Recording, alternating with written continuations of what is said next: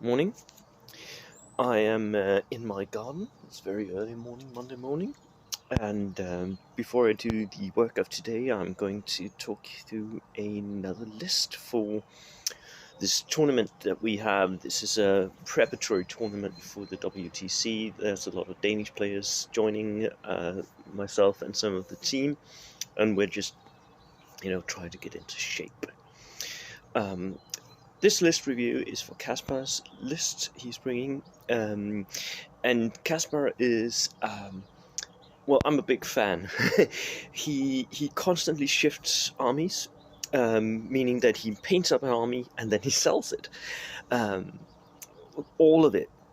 So, and the latest project that he's throwing himself at is the Studio Historia Greek army that's coming out. If you haven't seen that, go to Studio Historia. They are producing wonderful stuff.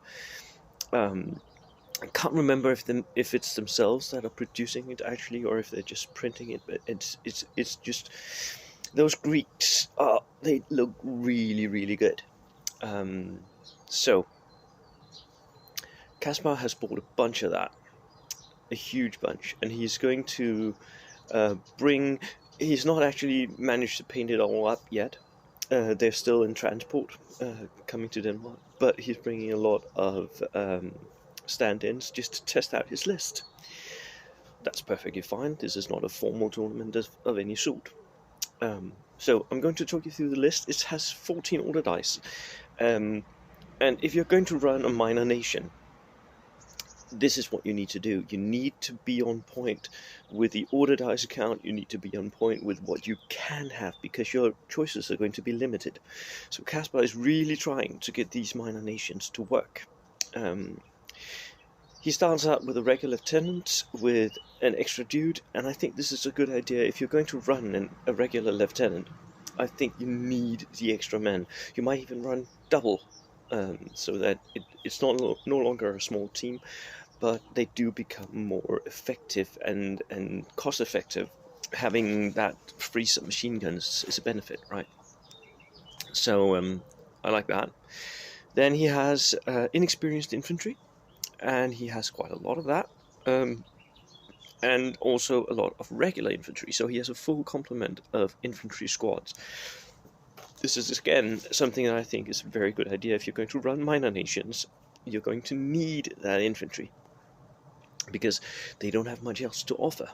So he has 8-man infantry inexperienced units. He has 3 of those. And one of them actually has an extra man. One of them has a 9-man. I think he had some points left over. So the concept here is he's given them VB launchers. If you don't know, the VB launcher is a light mortar, basically. It's you put a grenade on the end of your rifle and then it launches the grenade. So 1-inch templates. The idea here is you can buy them inexperienced because they will always hit on a 6 no matter what, and you can do the indirect fire where you then hit on a 5 and a 4, right? So you don't need them to be regular, you don't need them to be veteran, you just need them to be able to fire that indirect shot. And the rest of the squad is there just to provide some rifle fire as well.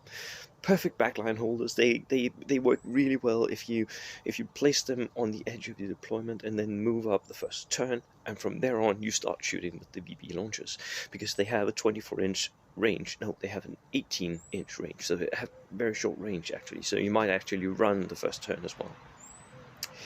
Then he has 3 regular infantry sections, and these are 5-man units.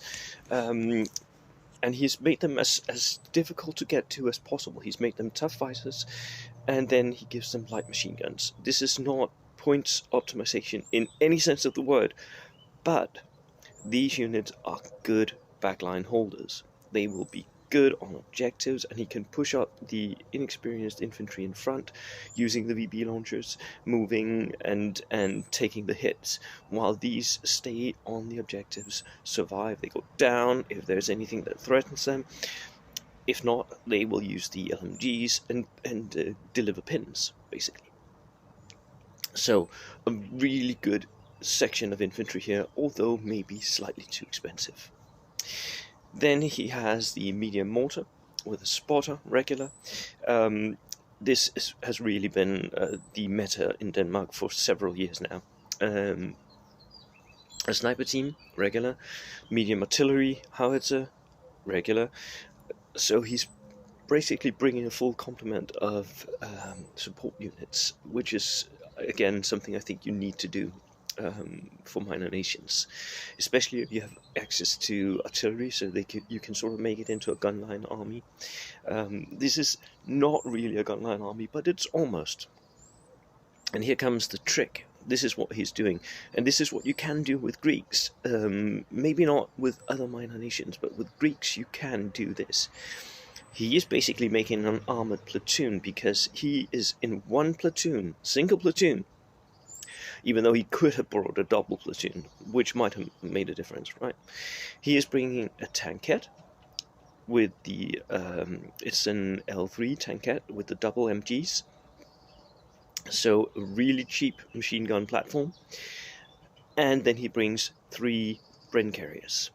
Now the Greeks have access to the Bren carrier, they got those from the British, so pintle-mounted LMG, hull-mounted LMG. He even has, does he? Yeah, he does.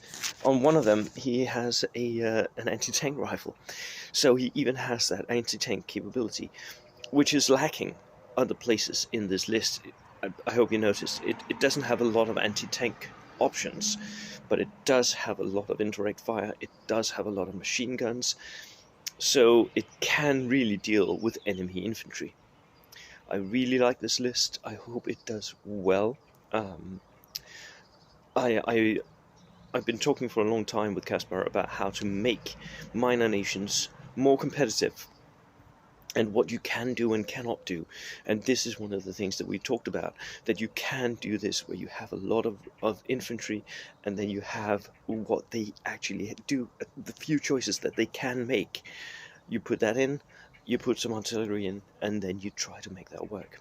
So, I'm really looking forward to our weekend together, Kaspar. I hope I can give you pointers, and I hope that you can show me that this can work. So, see you Saturday. Cheers.